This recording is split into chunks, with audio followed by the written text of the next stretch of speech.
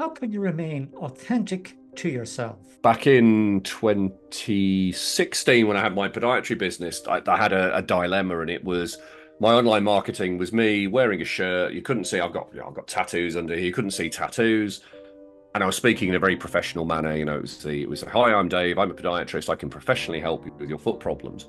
But when people came to the clinic, I'd be wearing a scrub top or polo shirt, and you'd be able to see my tattoos. And there was a visible kind of mismatch. There was a visible incongruence, and I went, okay, I've got two ways I can do this. One is I can make myself as professional in clinic as I am online, or the other is I do it the other way around. I stop trying to show this professional side and I just show up as me. Did a mismatch cast doubts in the minds of your prospects? And with the people I work with, a lot of the time it is understanding who they are. So it's right. What are your values? What's important to you?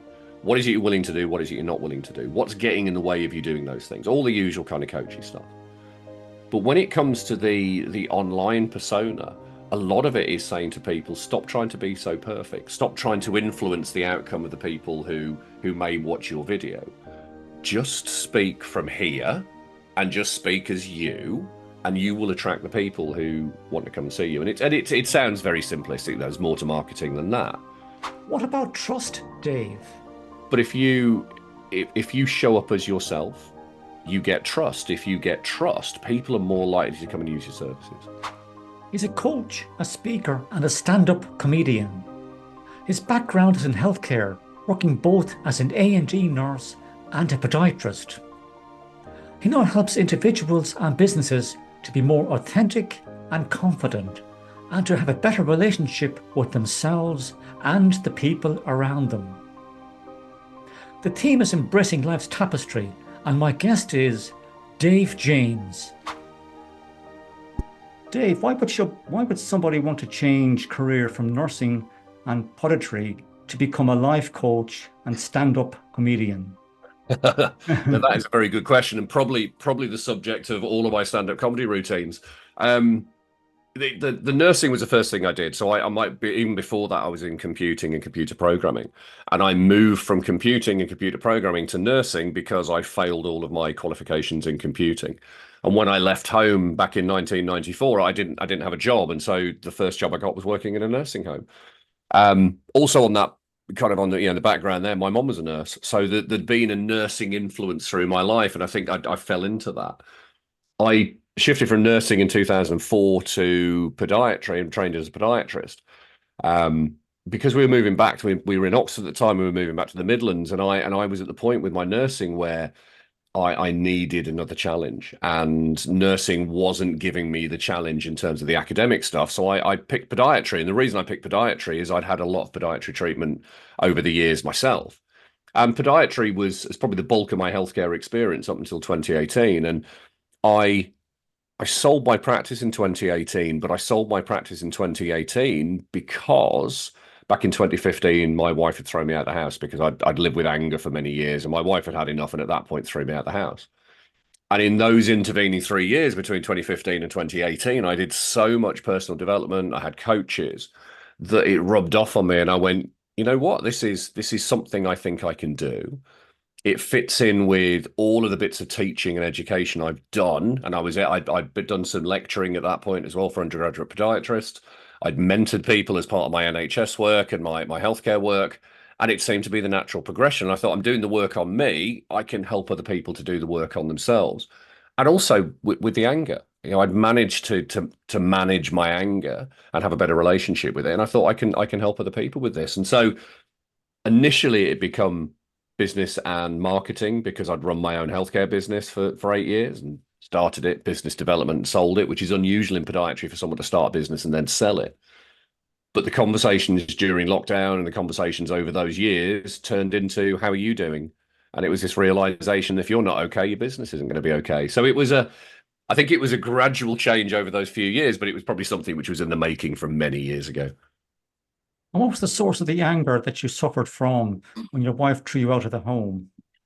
So probably two things really. One, when I was born with spina bifida and a club foot, and that meant I had two bits of surgery prior to school. And a very short story that my mom took me to school on the first day of school. She got me in a wheelchair. She got my sister, my younger sister is 3 years younger than me, in a pushchair. And when she got there, they were told that, oh, well, you're going to have to take him to the toilet first thing and pick him up at lunchtime because we can't get him to do those things. So my mom just turned around and went, that's all right. I'll bring him back in 4 months, and took me home and didn't bring me back till the following January. So I'd had all that kind of hospital stuff going on before. And then I got to my teenage years as a very good student, academically very good. I was focused. I worked really hard. But in the small village that we were in, where I grew up in Worcestershire, a little place called Hagley, in early 1988, sorry, when I was 13, almost 14, we had a paper boy who was abducted and murdered in our place. And his name is Stuart Goff, and Stuart was in the same class as me at school, and also he did the same paper rounds in the same paper shop as I did.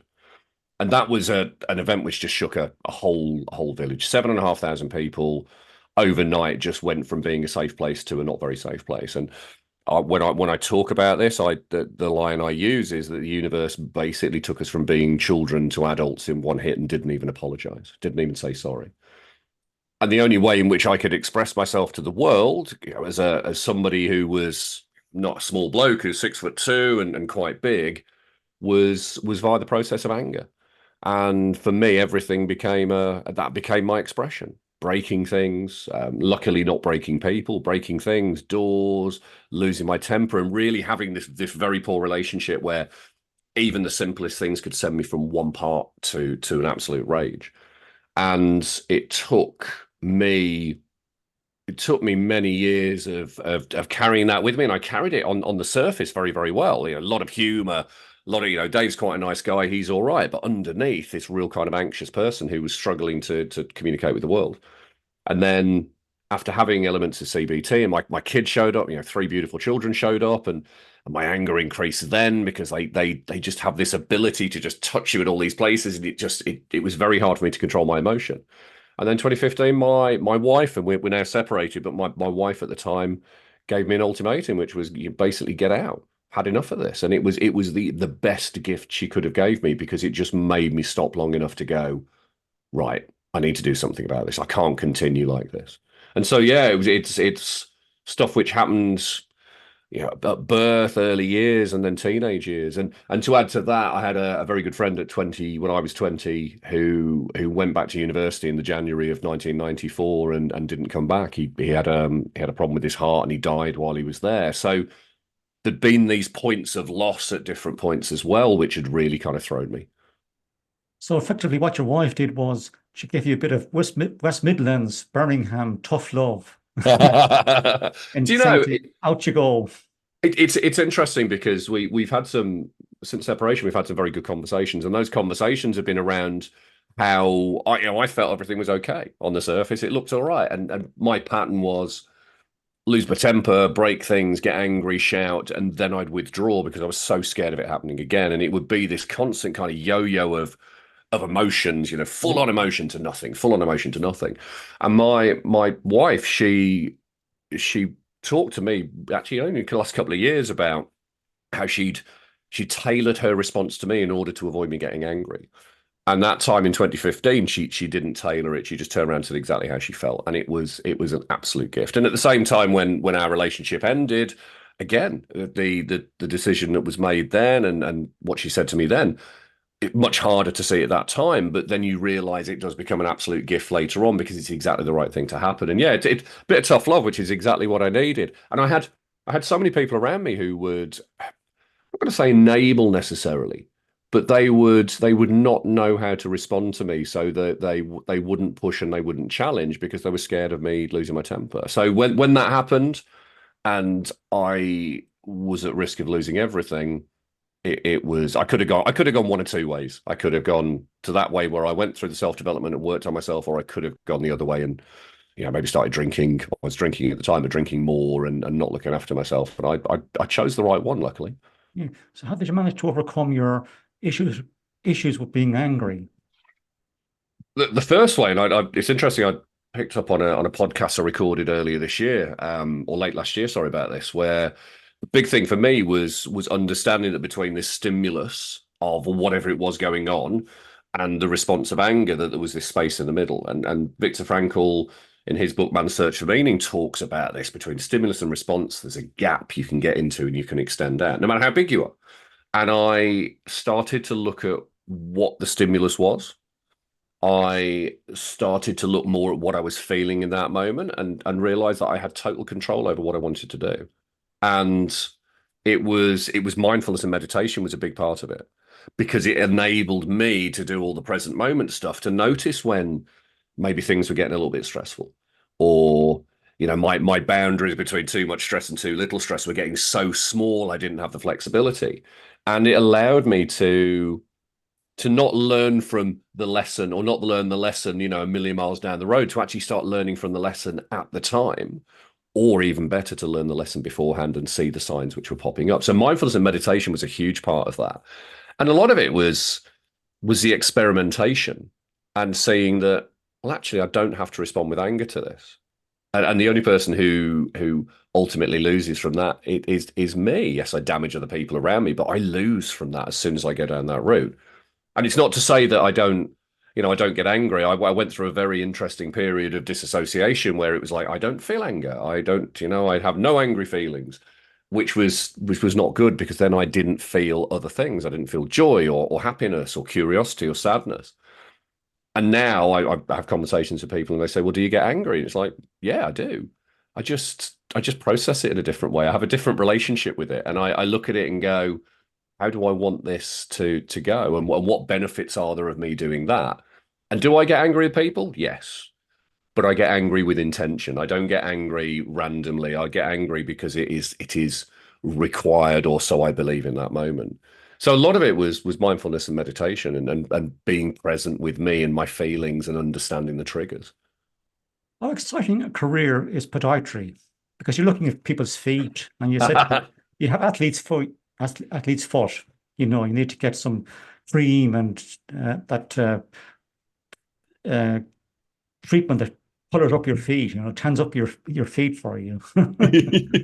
How exciting is it? Do you know, it's like anything. You can make it as exciting as you like. I've just come back, as we record this, I've just come back from a 2-day conference called the Foot and Ankle Show in Liverpool, which is really exciting for certain people. But podiatry for me has been very good. I've met some amazing people as part of that process. I've had some amazing opportunities. I still work with people in podiatry now. But what the area I threw myself into was biomechanics. So it was, lower limb musculoskeletal studies. It was very big academic discipline, but it also meant I could use skills to help people. So I was very good at motivating myself to learn more, and to go on courses, and to be around people. And I think if I'd have stayed down the route of a purely as a clinical podiatrist, and there's no problem with that, so working on the NHS or working in private practice, just doing the same kind of thing, then I would have got bored. But I did other things, so running my own business and marketing, and then teaching and working in a charity and working for the NHS and management. There were all these different aspects you could go into, which made it quite exciting. And there's actually something very, very cool about being able to take a foot with a problem and do something to it which looks relatively simple and actually doesn't take a lot of time to do, and you can transform someone's life in that moment.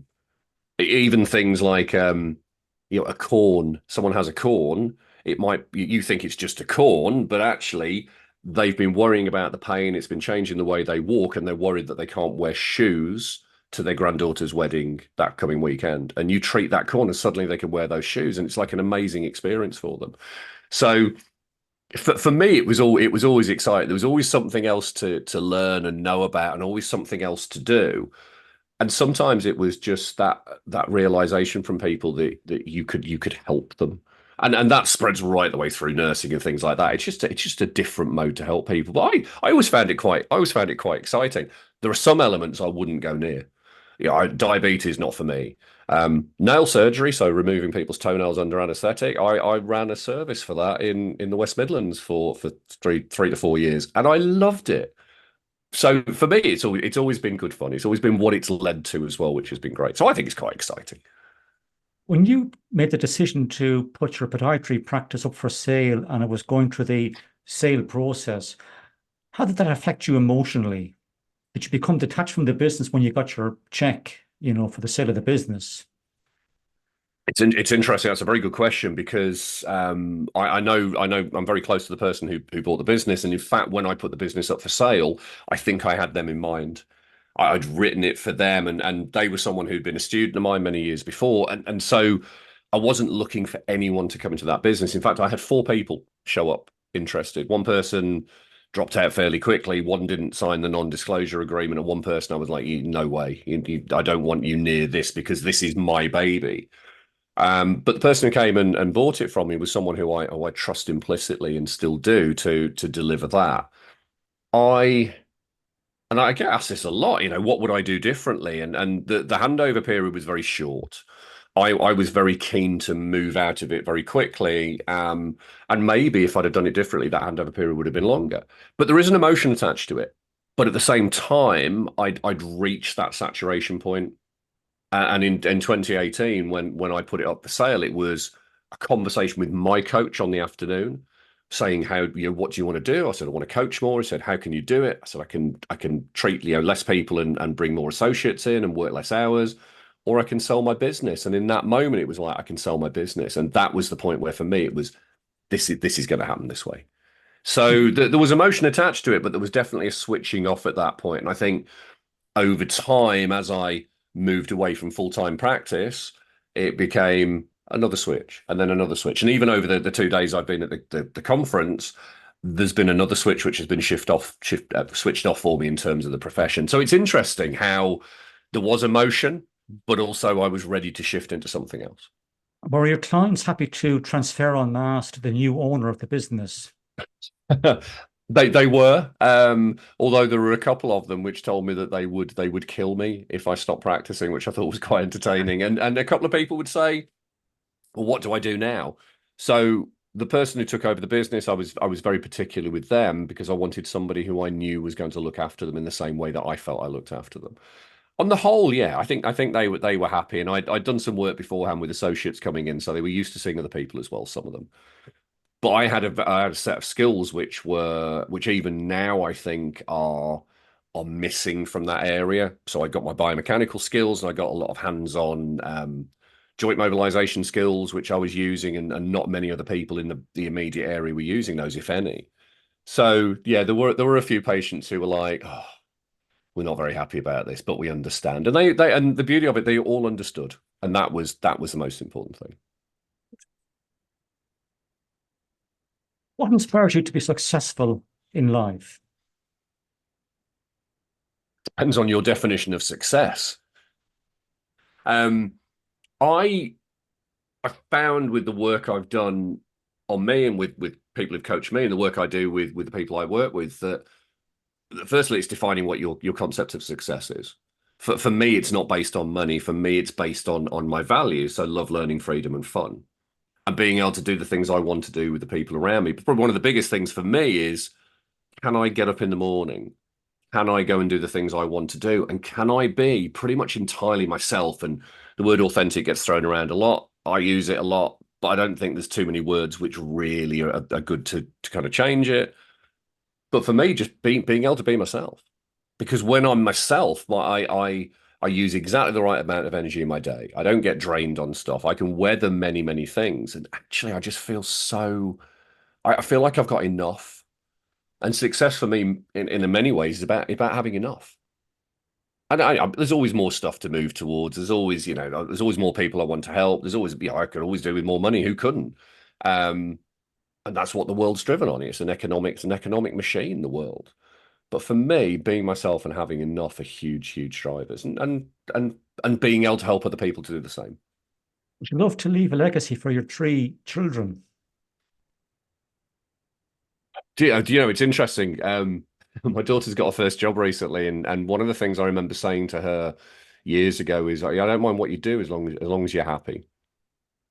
Everything else will, to some degree, sort itself out. And I know that sounds a little bit woo that if you focus on happiness, everything else falls into place. I think there's a lot in there around mindset.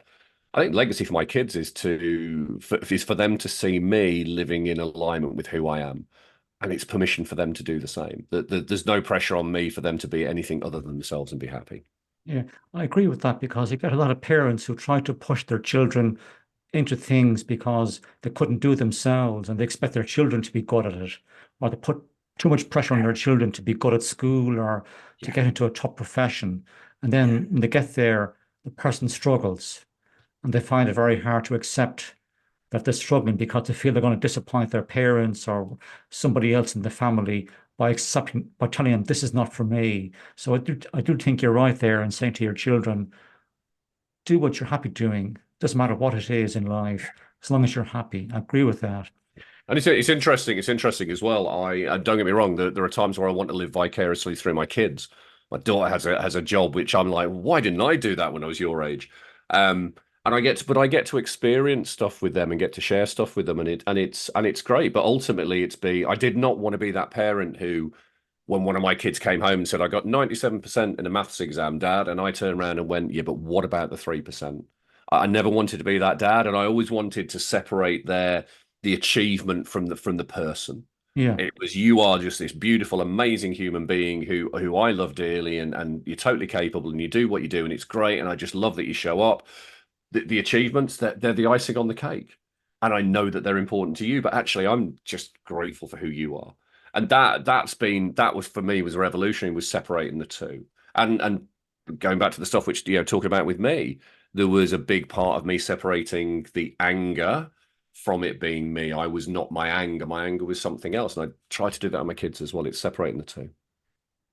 What got what got you interested in becoming a stand-up comedian?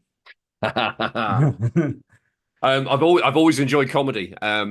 My dad gave me being born in the 1970s and growing up in the 80s, my dad gave me a very good schooling in Monty Python. I spent a lot of time hanging around my dad in those early years, especially when I was living with the anger initially, because he knew that he had to take me out of the house so me and my mom didn't destroy each other. So I got to hang around with a lot of adults who were in the insurance industry, in the classic car industry, people of all different, so many characters, and humor was a big part of that. And so I got my schooling in Monty Python and just found that I really enjoyed comedy and really enjoyed humor. And when I started to take my speaking more seriously, so been paid now to speak since 2018, when I started to take my speaking more seriously, part of me was going, well, actually, I think I'm funny. What happens if I try and do something formal with this? And so I found a course online. It was, of course, it was online. I found it was a course locally in Birmingham back in April 22. I'm going to go and do this. I'm going to put myself out of my comfort zone and go and do it, because it had a performance at the end, and I loved it. And I didn't do anything with it in 2022. Instead, I went back and did the course again in 23 and happened to land with a group of people who said, we want to do more with this. Are you in? And I'm like, yeah. And I found that the craft of being funny is one thing. Being intentionally funny to make people laugh is a totally different thing. And I found that I enjoy a little bit of my ego in it. I enjoy the attention. I love being in a room where people are laughing and people are kind of, it's like the hot coals on a barbecue. You light one and they all kind of spread out. But it's the way that it then infuses itself into other aspects of things like my speaking. And I have to say, I do love it when people say, "What do you do?" And I say, "Well, I'm a life coach. I'm a speaker, and I'm a stand-up comedian." And they go, "Yeah, of course you are." I had this morning when I was out. So of course you are. It's like, no, actually, I am. And so for me, it's been an interesting journey, partly to try different styles of speaking and different audiences, and to push myself out of my comfort zone, and also see what I'm capable of. But also, there's strategy in there because it helps with what I do in other areas. And it was only last year back end of last year, where I went, what do I want to do this year in 2024? And stand-up comedy. And I've already ticked off one of the things on my board that I wanted to do with it. Yeah, stand-up comedy is one of the three things I want to focus on because I love it. I get such good energy from it. And I've met some lovely people as well. You mentioned the word authentic. How do you coach your clients to be authentic so they're the same person online, and then when they go out to meet clients or prospects, the client or prospect is comfortable around the person they're actually meeting? Yeah, it's a good question. And actually, back in 2016, when I had my podiatry business, I had a dilemma, and it was my online marketing was me wearing a shirt. You couldn't see I've got tattoos under here. You couldn't see tattoos. And I was speaking in a very professional manner. It was hi, I'm Dave. I'm a podiatrist. I can professionally help you with your foot problems. But when people came to the clinic, I'd be wearing a scrub top or polo shirt, and you'd be able to see my tattoos. And there was a visible kind of mismatch. There was a visible incongruence. And I went, okay, I've got two ways I can do this. One is I can make myself as professional in clinic as I am online. Or the other is I do it the other way around. I stop trying to show this professional side and I just show up as me. And over the years from then, it's really been a case of me just speaking from the heart and not worrying about perfection. And with the people I work with, a lot of the time it is understanding who they are. So it's right. What are your values? What's important to you? What is it you're willing to do? What is it you're not willing to do? What's getting in the way of you doing those things? All the usual kind of coachy stuff. But when it comes to the online persona, a lot of it is saying to people, stop trying to be so perfect. Stop trying to influence the outcome of the people who may watch your video. Just speak from here and just speak as you, and you will attract the people who want to come and see you. And it sounds very simplistic. There's more to marketing than that. But if you show up as yourself, you get trust. If you get trust, people are more likely to come and use your services. And in the same way as, I've said this at conferences before, I get up and I'll say, particularly in terms of language, do I swear? Absolutely. Do I swear all the time? No, I use it in a way which matches my persona and who I am. But I'll get up and I'll say, look, I'm speaking to you as an audience. I can guarantee that there's a large proportion of you think I'm a bit of a dick. That's okay. But there's also a large proportion of you who are thinking, he seems all right, and maybe I'd like to have a conversation with working with him. And that's absolutely okay. But it took me a long time to get there. So a lot of the work I'm doing with clients is saying, look, you don't want to worry about trying to influence other people. The people who do not like you will drift away when you're yourself, but the people who do like you will come towards you. So a lot of it is that, a lot of it's reframing, and a lot of it is practice and repetition. I've got my phone here. This is where if I do videos, that's where I do most of my videos. Most of the time it's exposure to it. It's actually turning up and going, here's a video, here's my camera, I'm going to talk to it. And tomorrow I'm going to do the same. And tomorrow I'm going to do the same and do the same until you get used to it. It's an exposure therapy as much as anything else. Yeah. I had an interesting conversation with a friend of mine there recently, and she was saying that she's been doing these kind of inbound marketing videos for a number of years, and she had been doing it for 2 years. And somebody came to her and said, I've been watching your videos for the past 2 years, and now I believe I'm ready to do business with you. So what you're saying there is that you have to keep showing up. You just can't do it for 6 months and go away. You have to keep doing it day in, day out. There are always people out there lurking on social media, and they'll pounce when they're ready to pounce and do business with you. You can't push them to do it for you. They will make their own minds up. Yeah. Yeah. And it's an interesting piece as well. I reflected on this last year. That when I was in my podiatry business, it probably took me the first 5 years to even get onto video, to even be ready to do that. So the first, going into private practice in early 2015 full time, I'd already been in private practice since 2010, but working in the NHS as well. There was a real worry about that whole professionalism thing, about what are people going to think of me? And I saw the same thing in my coaching, is as I got into my coaching early on and I was learning about coaching and I didn't want to say the wrong thing, and I was overthinking it and trying to look professional because everyone wants a professional coach. It took me a while to also adapt to that. So somebody who'd been doing the work on that, it still took me time to do it. So I think there is definitely a sweet spot with people where you've almost got to be confident in what you're doing to put yourself out there, to know that there are going to be some people who are going to come back and question you on it. And so it takes time. It does take consistency. And I've probably got thousands of videos I've taken over the years. I've certainly got 1 year of Facebook Lives where I did it every day. And I can look at the videos at the beginning and go, oh my God. And I can look at the videos at the end and go, yeah, okay. So yeah, it is the consistent element. And that's where I think with marketing, sometimes we make it too hard. We try and make it perfect and polished and look wonderful, whereas actually a 1 minute video filmed on your phone, quickly captioned in CapCut, put out on your socials every day for a year will make a huge difference. Yeah. And that'll grow a following for you over time. Yeah. Yeah. May I ask you a personal question? What's your relationship like with your wife? I know you're now separated for a couple of years at this stage. What's it like today? I can obviously only speak from my perspective. And she may not even listen to this or watch it. And if she does and disagrees, that's absolutely cool. I think we're in a pretty good place, and I think we're in a pretty good place because we know that we have three gorgeous children who are ours, and we do even work together now in terms of parenting. We know we want the best for them. I was very clear in my head when we separated that I wasn't going to use the kids as a weapon because I've seen that. I've seen people who will deliberately weaponize their children to hurt the other person.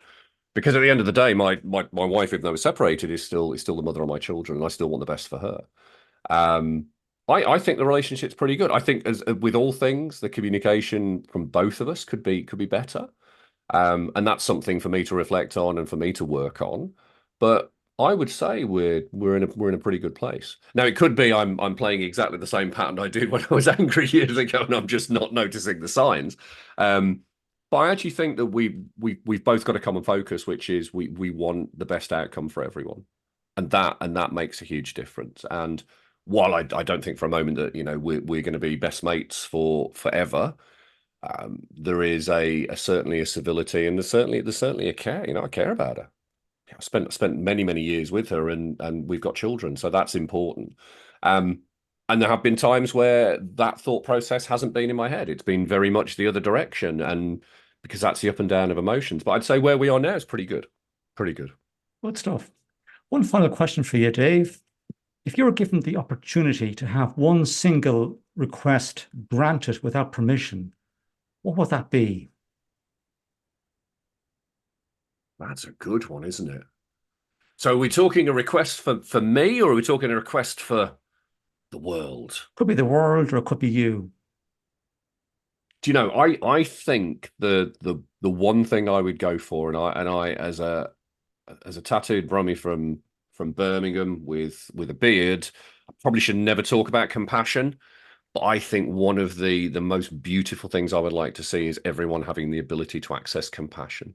Because that moment you can get an understanding that there's things going on for other people, and those things going on for other people may not be their fault. It softens how you work with people and how you deal with people. That person who cuts you up in the car, if you realize that maybe they cut you up because they're rushing off to hospital to see a loved one who's palliative, it softens the experience. So I think for me, there's a big piece around compassion.